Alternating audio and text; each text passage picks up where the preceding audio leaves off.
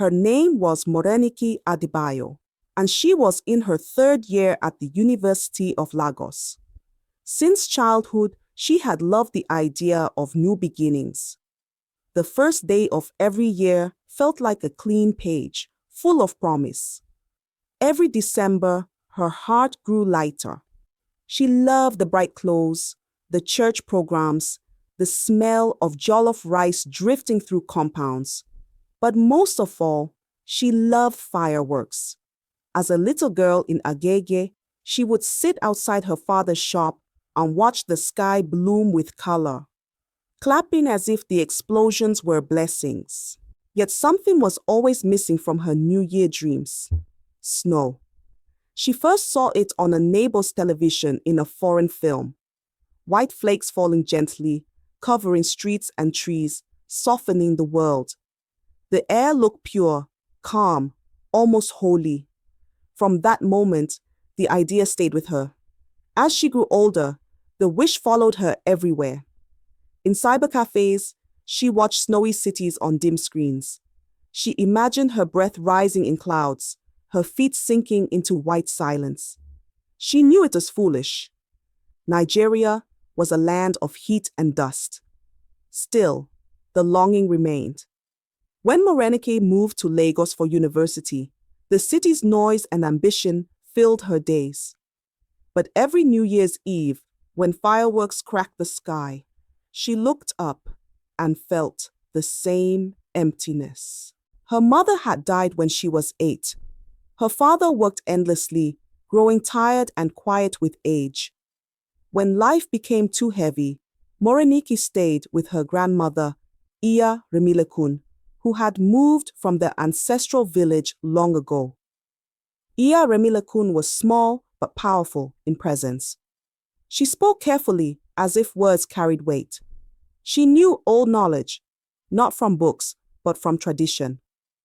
One humid evening before the new year, the power went out. Morenike sat outside with her grandmother, fanning herself. Church songs echoed in the distance. Without thinking, Morenike asked, "Iya, have you ever seen snow?" Her grandmother paused. "Snow, the white cold that falls from the sky." "Yes, I have not seen it," Iya Remilekun said slowly. "But I have seen what wishes can become." Morenike felt a chill. "What do you mean?" "In our village," her grandmother continued, "there was a mountain called Oke Alasẹ, the mountain that listens. People believed it could carry words to the spirit of the land." "A mountain that grants wishes?" Morenike asked. Her grandmother shook her head. "It answers what the land can bear. When people became greedy, it demanded balance." "What kind of balance?" "Restraint. You do not take without giving. The world always pulls back." Iya Remilekun told her stories. A man who begged for wealth received riches but lost his sons to pride and violence. A woman who begged for a child got a son whose hunger destroyed her peace. "The mountain is honest," her grandmother said. "It gives what you ask for and shows you the cost." That night, fireworks painted the sky, but Morenike's mind was elsewhere. The idea of Oke Alasẹ took root in her heart. She searched online for the village, for the mountain. She found only fragments, blurry photos, careless mentions. Still, the mountain felt real to her. As New Year approached, her desire grew louder. She tried to ignore it, telling herself Nigeria needed peace and progress, not snow.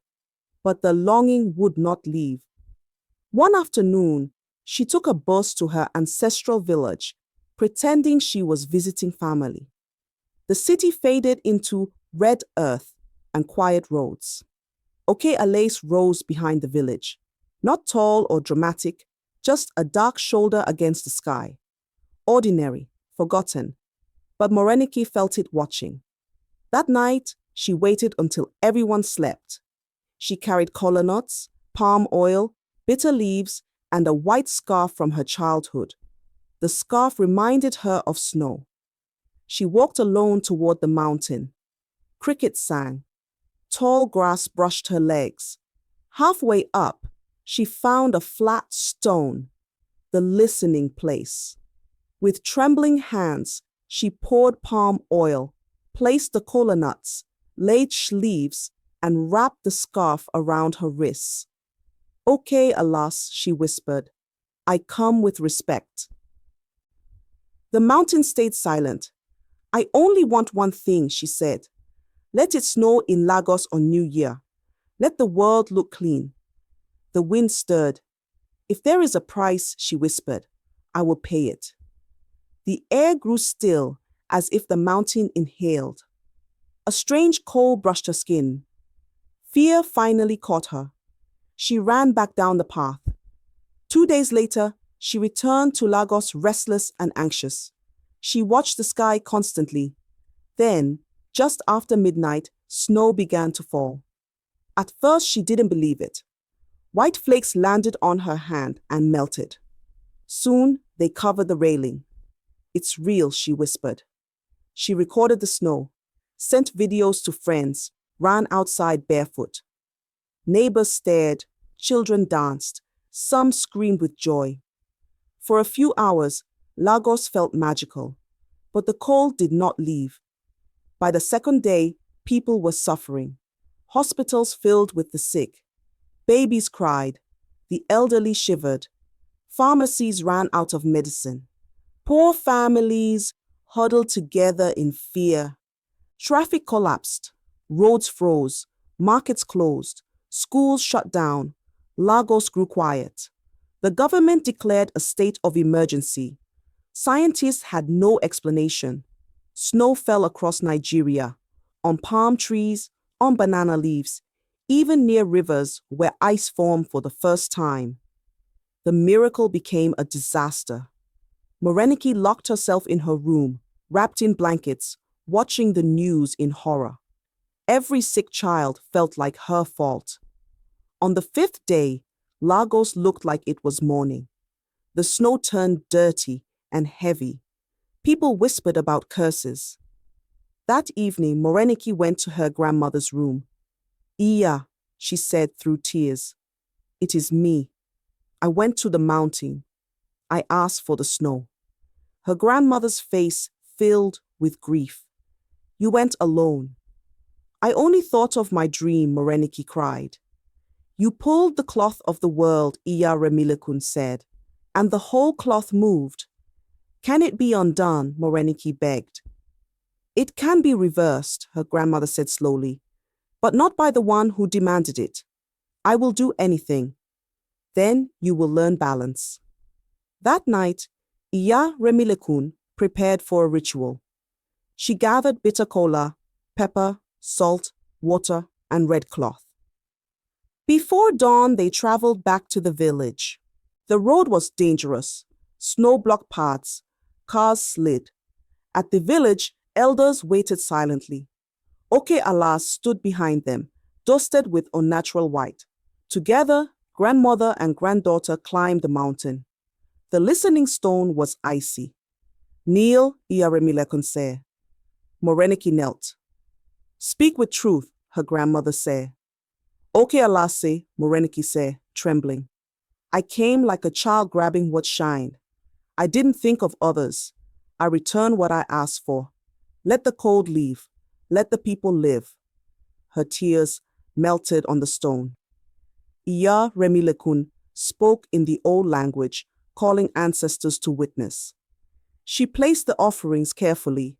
Then she wrapped the red cloth around her own wrists. "The child opened the door," she whispered. "The elder will close it." The air grew still again. Then the wind shifted. The snow thinned. The cold softened. By sunrise, the snowfall stopped. The land slowly remembered its warmth. Over the next days, roads cleared. Markets reopened. Fear faded. Lagos returned to itself, though not unchanged. People told stories about the strange season. Elders said, "We have forgotten too much." Morenike never spoke publicly of what she had done. But she changed. She still loved fireworks, but she now understood how beauty could become danger when taken without wisdom. Her grandmother would sometimes say, "You wanted snow because you thought it meant purity. But purity is restraint."